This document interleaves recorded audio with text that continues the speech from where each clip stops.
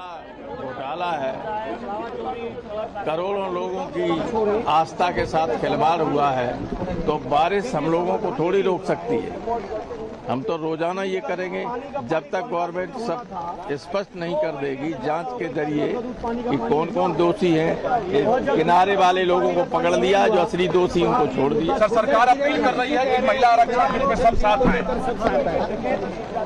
अब इस सरकार की बात पे कोई भरोसा कर सकता है? सरकार ने स्पष्ट किया कि कितने हजार करोड़ का कर रहे थे कि राहुल गांधी छात्रों से संवाद क्यों नहीं कर रहे हैं जो रांची में बैठे हुए हैं। कल राहुल गांधी ने उन छात्रों से संवाद किया, उनको समर्थन देने का भरोसा भी दिया कि हम आपके साथ हैं। देखो, आधा महीना बीत गया, आधे महीने के बाद अब उनको याद आई, अरे झारखंड में भी हजारों बच्चे बैठे हैं, तो यहां से उन्होंने वीडियो संदेश दे दिया। क्या जाने का समय नहीं था आपके पास? क्या झारखंड के बच्चों के साथ खड़े होने का समय नहीं था? आधा महीने बीतने के बाद भी झारखंड की सरकार जो इनके बैसाखी पे चल रही है, आधा कदम भी नहीं बढ़ पाई। छात्रों क्या डिमांड है? सीबीआई जांच, ईडी जांच, सभी परीक्षाओं को रद्द करो, यही तो जांच है। राहुल गांधी, आपने समर्थन की बात कही ने, आप तुरंत कहते थे मुख्यमंत्री को कि हाँ, सीबीआई जांच का आदेश दे दो, ईडी जांच का आदेश दे दो। क्यों नहीं किया? ये घड़ियाली आंसू है। आपका दोहरा चरित्र झारखंड जान चुका, देश तो जानता ही है। आज भी हम कहते हैं कि सीबीआई जांच और ईडी जांच के सिवा कोई स्वीकार्य नहीं है। छात्रों को न्याय मिलना होगा। हम भी ले लेना। मैं उनका धन्यवाद देता हूँ। वो पहले भी खिलाफ थे, चुनाव होने के बावजूद 22 के 22 वोट उनके लोकसभा में विपक्ष में पड़े। और मैं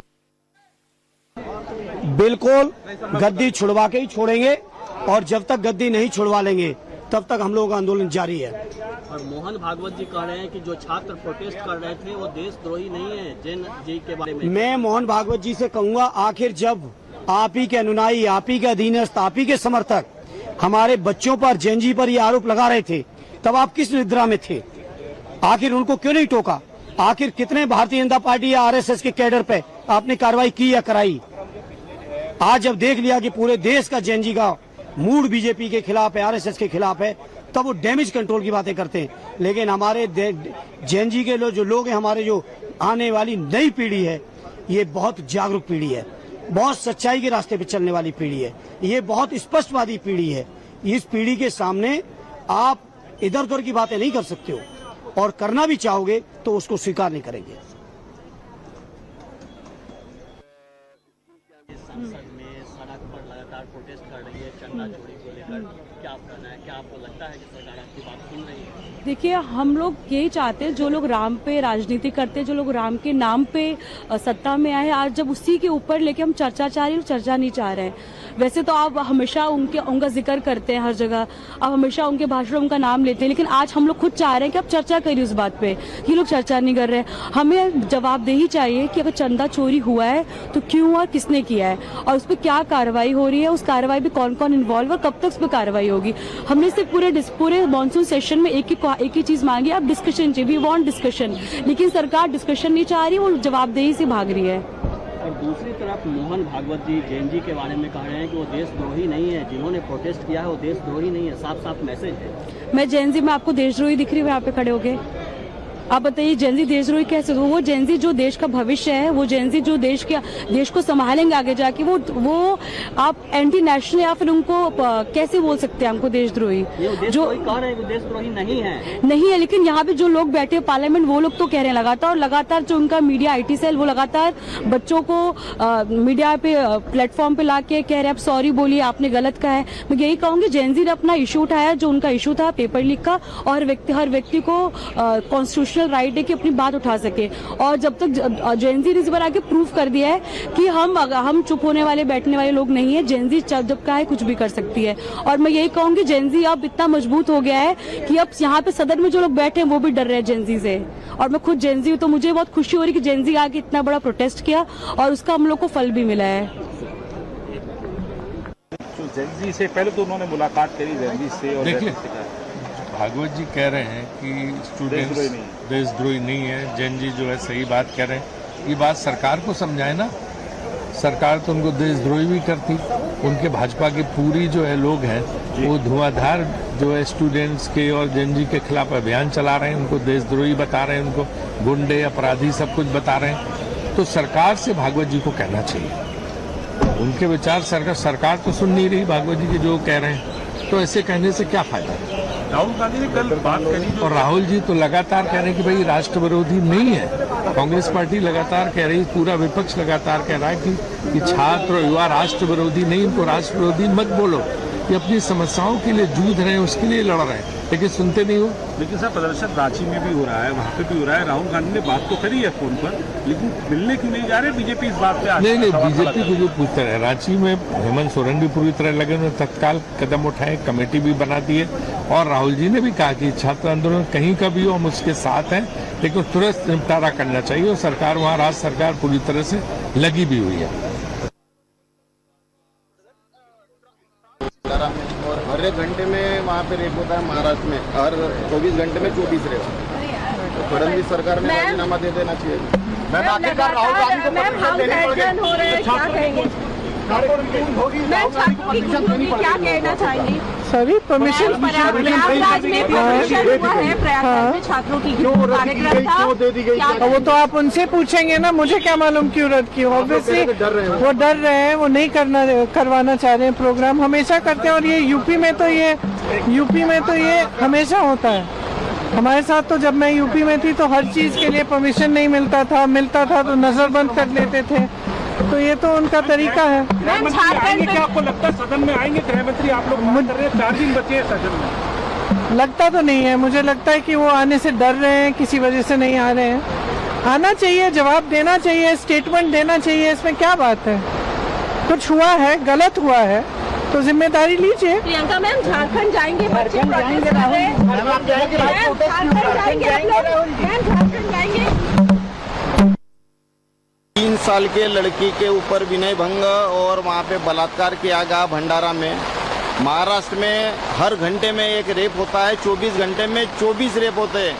ये फडणवीस साहब ने ही वहाँ का आंकड़ा जाहिर किया है।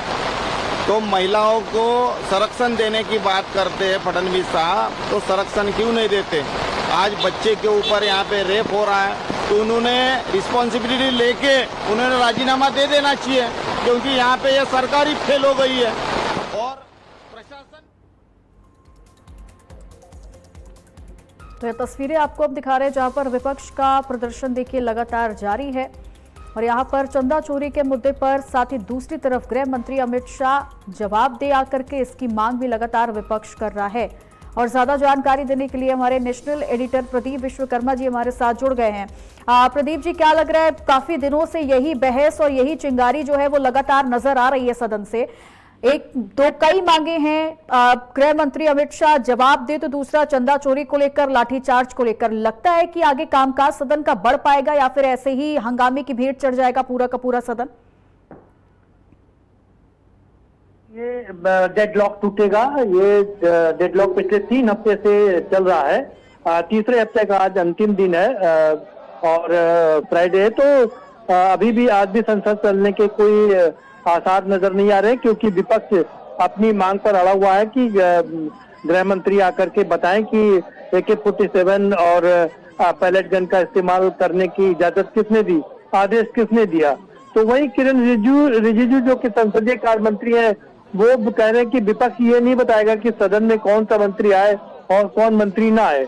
उनको जो भी सवाल पूछने हैं वो सारे मंत्री यहाँ पर मौजूद है, लेकिन विपक्ष कह रहा है कि गृह मंत्री आए और वो बताएं, साफ करें। इसी बीच एक और खबर बता दें कि आज एक जो दल है इंडिया ब्लॉक का, वो आज बिहार भी जा रहा है, क्योंकि वहां जो AK-47 चली थी जिसमें 3 बच्चे घायल हुए थे और उसके साथ साथ में जिसने गन ये AK-47 चलाए थे उसको सस्पेंड कर दिया गया। तो मामला ये बढ़ता ही जाएगा, ये मामला रुकेगा नहीं। दूसरा चित्र एक और बात बता दें कि एक और मामला फंसा हुआ है। सरकार चाहती है कि किसी भी कीमत पर परसीमन और आरक्षण का बिल पास करा ले, उसको लेकर के भी डेडलॉक बना हुआ है, क्योंकि विपक्ष कह रहा है कि आरक्षण, महिला आरक्षण को हमने पहले ही ध्वनिमत से पारित कर दिया है, आप महिला आरक्षण देश में तुरंत लागू करें। लेकिन सत्ता पक्ष कह रहा है कि पहले परसीमन होगा, पहले हम प्रतिमन कराएंगे, उसके बाद आरक्षण, महिला आरक्षण को लागू करेंगे। तो इसको लेकर के भी एक डेडलॉक बना हुआ है। तो जब तक ये दोनों डेडलॉक खत्म नहीं होंगे, संसद चलने के कोई आसार हमें नजर नहीं आ रहे। चित्रा, अभी देखिए, बार बार यही हेडलाइन चल रही थी और यही कहा जा रहा था कि गृह मंत्री अमित शाह आज जवाब दे सकते हैं, जो तमाम सवाल हैं विपक्ष के उनका एक एक करके जवाब दे सकते हैं। ऐसा भी कल से लगातार ये कयास लगाए जा रहे थे, लेकिन कल भी अमित शाह नहीं पहुंचे और उनकी तरफ से कोई भी जवाब नहीं दिया। आज भी यही मांग की जा रही है। क्या लगता है, सूत्र क्या बताते हैं कि गृह मंत्री अमित शाह सदन में आ सकते हैं, जवाब दे सकते हैं, या फिर इसी तरीके से जो लगातार हंगामा चल रहा है विपक्ष का, ये निरंतर ऐसे ही जारी रहेगा? नहीं, मुझे लगता है कि गृह मंत्री विपक्ष की बात नहीं मानेगी सरकार, और उनको मालूम है कि वो थका देने वाला उनका इंतजार करवाएंगे, लंबे समय तक इंतजार करवाएंगे, और उसके बाद में सदन मुझे लगता है इसी तरह से निकल जाएगा, क्योंकि ये बड़ा मामला फंस गया है। देखिए, दो तरह से मामला फंसा हुआ चित्रा। एक तो ये कि AK-47 चलाने की और पैलेट गन चलाने की इजाजत किसने दी, ये अपने आप में बड़ा मामला है। हालांकि कई लोग भारतीय जनता पार्टी के कह चुके हैं, बड़े नेता कह चुके हैं कि, और जो CRP के जो DG हैं वो भी कह चुके हैं कि ये जिम्मेदारी हमारी है, हम आदेश देते हैं और जो कुछ भी होता है उसकी जिम्मेदारी हमारी है। लेकिन तब विपक्ष सवाल ये उठा था कि जब 91 में राम मंदिर पर जब जो ये मस्जिद पर जो लोग चढ़े थे, उन पर जो गोली चलवाई थी मुलायम सिंह यादव ने, तो उसके लिए मुलायम सिंह यादव को दोषी क्यों बताया जाता है, उसके लिए SDM को दोषी क्यों नहीं बताया जाता है? तो ये मामला कुछ फंस गया और विपक्ष को इसमें मजा आ रहा है, क्योंकि विपक्ष को पूरा माइलेज मिल रहा है। विपक्ष किसी भी कीमत पर इस मुद्दे को छोड़ने के लिए तैयार नहीं है। वो चाहता है कि अमित शाह आए और बयान दे, तो वो उन बयानों में से और कुछ चीजें निकाले। सरकार की मंशा है कि ये दो बिल किसी तरीके से पास कराना है, एक प्रतिमन का बिल है और दूसरा महिला आरक्षण का बिल है, दोनों को क्लब करके वो इसको पास कराना चाहती है। और इसी तारतम्य में प्रधानमंत्री नरेंद्र मोदी ने आज उन सांसदों से मुलाकात की थी जो TMC छोड़ करके आए, 20 सांसद आए हुए, और जो PCIF में जो है छोटी सी पार्टी है उसके सदस्य हैं, और साथ ही साथ में जो उद्धव ठाकरे के 6 सांसद टूट करके आए थे, उनसे भी आज प्रधानमंत्री नरेंद्र मोदी ने ब्रेकफास्ट पर मुलाकात की थी और उनको एतबार दिलाया था, उनको भरोसा दिलाया था कि आप सदन में आए और अपने कार्यवाही में पार्टिसिपेट करें, आपको डरने की किसी प्रकार की चिंता करने की कोई जरूरत नहीं है, हम एक NDA के एक सांसद के साथ खड़े हुए हैं। तो सरकार अपना काम करना चाहती है, विपक्ष अपना मुद्दा उठा रहा है और विपक्ष को इसमें मजा आ रहा है क्योंकि उसको पूरा माइलेज मिल रहा है। चित्रा, आपको कि अब सरकार ही इन सारी चीजों में फंस चुकी है या फिर आगे कोई निष्कर्ष नहीं निकल पा रहा है, इसी वजह से गृह मंत्री अमित शाह भी जवाब देने के लिए सामने नहीं आ रहे हैं, या फिर अभी विचार किया जा रहा है कि थोड़ा वक्त लिया जाए और उसके बाद जो सवाल है विपक्ष के उनका जवाब दिया जाए? चित्रा, आपने बिल्कुल सही कहा। ये जो आपने शब्द इस्तेमाल किया कि सत्ता पक्ष चाहता है थोड़ा समय और मिले, क्योंकि जैसे जैसे समय बीतता जाएगा कोई ना कोई एक वो निकलेगा, समाधान इसका निकलेगा। किरण रिजिजू लगातार राहुल गांधी से फोन पर भी बात कर रहे हैं, उनसे मिल भी रहे हैं। वो चाहते हैं कि ये डेडलॉक है ये टूटे और किसी तरीके से सदन चले। बीच में एक मुद्दे पर सदन चली थी, उस पर बहस हुई भी थी, लेकिन राहुल गांधी पूरी तरीके से अड़े हुए हैं कि देखिए, महिला आरक्षण बिल की हम बात करें तो वो हम लोग पहले ही ध्वनि मत से पूरे विपक्ष ने एक मत से पास कर दिया है, तो अब महिला आरक्षण को अब तुरंत लागू करिए, उसको प्रतिमन से मत जोड़िए। लेकिन प्रतिमन का मामला है कि सरकार चाहती है कि हम पहले प्रतिमन कर लें, क्योंकि ये प्रतिमन का मामला है जो अभी 544 सांसद हैं उनको बढ़ा करके 850 करने हैं। अब अगर अभी से महिला आरक्षण बिल को लागू कर देती है सरकार की तरह, तो इसमें इसी सांसदों में से 33% आरक्षण देना पड़ेगा। तो आप समझिए, इससे सांसद नाराज हो जाएंगे कि उनकी सीट खतरे में पड़ जाएगी। सरकार की मंशा ये है कि किसी तरीके से ये प्रतिमन का मामला सिमट जाए, तो ये सांसदों की संख्या बढ़कर के 850 हो जाए, और तब उसमें भी 33% अगर महिलाओं को आरक्षण मिलता है तो इससे जो वर्तमान सांसद है वो नाराज नहीं होंगे। तो बड़ा कॉम्प्लिकेटेड है, मसला फंसा हुआ है। और अब डीएमके ने भी सरकार का साथ छोड़ दिया है। अभी तक डीएमके ये कह रहा था कि हम परसीमन के बिल के लिए तैयार हैं, हम सरकार के साथ खड़े हैं, लेकिन अब उसने अपनी 3 शर्तें लगा दी हैं और कहा कि जब तक ये 3 शर्तें पूरी नहीं की जाएंगी डीएमके सरकार के साथ में नहीं आएगा। तो यानी कि उसने भी साफ कर दिया है वो भी विपक्ष के साथ में खड़ा होगा। तो ऐसे में 2/3 बहुमत, जो 360 का बहुमत लेना है, वो मिलता मुश्किल नजर आ रहा है और यही सरकार के लिए ये दो चीजें सरकार के लिए मुश्किल का सबब बनी हुई है। एक, उनको 360 की मेजोरिटी नहीं मिल पा रही है, कहां से वो अरेंज करें। दूसरा, पैलेट गन और ये जो दूसरा मसला AK-47 कैसे चली, किसने चलाई, किसके आदेश पर चलाई, इसको लेकर के किसकी जिम्मेदारी है, इस पर भी सरकार को जवाब देना, और ये दोनों ही चीजें बहुत ही मुश्किल है। इसीलिए ये डेडलॉक लगातार बना हुआ है और आज भी ये चीज कंटिन्यू कर रही है। चित्रा, लगता भी है कि अभी जो हालात बने हुए हैं ये इतनी आसानी से तो ये रफ्तार धीमी नहीं होगी विपक्ष की तरफ से। और दूसरा, जो बिल पारित करवाने की बात भी लगातार की जा रही है, अगर ऐसे ही हालात बने रहे तो पिछले सदन में भी कुछ नहीं हो पाया था महिला आरक्षण को लेकर, ऐसा लगता नहीं है कि इस कार्यवाही में भी, मानसून सत्र में भी कुछ नहीं हो पाएगा। देखो चित्रा, महिला आरक्षण के बिल की जहाँ की बात करें तो वो 2022 में ऑलरेडी पास हो चुका है। पूरे सदन ने बहुमत से उसको पास किया था और प्रधानमंत्री नरेंद्र मोदी ने कहा था कि हम इसको 2029 में लागू करेंगे, लेकिन विपक्ष को चूंकि ये बात पता थी तो विपक्ष चाहता आप इसको तुरंत से लागू करें, क्योंकि विपक्ष ये बात अच्छी तरीके से जानता है कि अगर महिला आरक्षण बिल अभी तुरंत लागू कर दिया गया बिना परसीमन के तो सरकार के लिए मुश्किल हो जाएगी। वो सांसद सरकार से नाराज हो जाएंगे जिस सांसद की कुर्सी महिला के लिए जाएगी, तो ऐसे में सरकार के लिए मुश्किलात पेश हो जाएंगी। यही कारण है कि ये मामला विपक्ष ने पूरी तरीके से फंसा दिया है। विपक्ष वो चाहता है कि महिलाओं तक उसकी आवाज पहुंचे कि उसने अपना आरक्षण का जो उनका मामला है उस बिल को पूरी तरीके से सदन में पास कर दिया है, लेकिन सरकार उसको इम्प्लीमेंट नहीं कर रही है। तो सरकार, विपक्ष अपना नैरेटिव सेट करने की कोशिश कर रहा है और सरकार अपना नैरेटिव सेट करने की कोशिश कर रही है और अपना बचाव भी कर रही है। मैं फिर से अपने दर्शकों तक बात पहुंचा दूं चित्रा, कि सरकार ये चाहती है कि किसी तरीके से परसीमन का बिल पहले पास हो जाए। एक बार परसीमन हो जाए, 850 सांसदों की एक बात हो जाए, तो इन 850 में से 33% आरक्षण महिलाओं को मिले, फिर वर्तमान के सांसदों को किसी प्रकार की कोई दिक्कत नहीं होगी। यहीं पर पेच फंसा हुआ है और दोनों सरकार भी ना एक कदम आगे बढ़ा पा रही है और ना ही विपक्ष भी उनको आगे बढ़ने नहीं दे रहा है मामला। और यही कारण है कि विपक्ष अलग अलग जाकर के, जैसे राहुल गांधी इलाहाबाद जाने का कल प्लान कर रहे हैं, कल सैटरडे है, कल संसद नहीं चलेगी तो वो इलाहाबाद जाएंगे, इंडिया गठबंधन के लोग बिहार जाएंगे, तो पूरे देश में घूम करके एक नैरेटिव सेट किया जा रहा है। और लेकिन मुझे लगता है सत्ता पक्ष इस बार कहीं ना कहीं एक दो बैकफुट पर नजर आ रही है और कैसे इस सिचुएशन को हैंडल करेगी ये देखना काफी दिलचस्प होगा।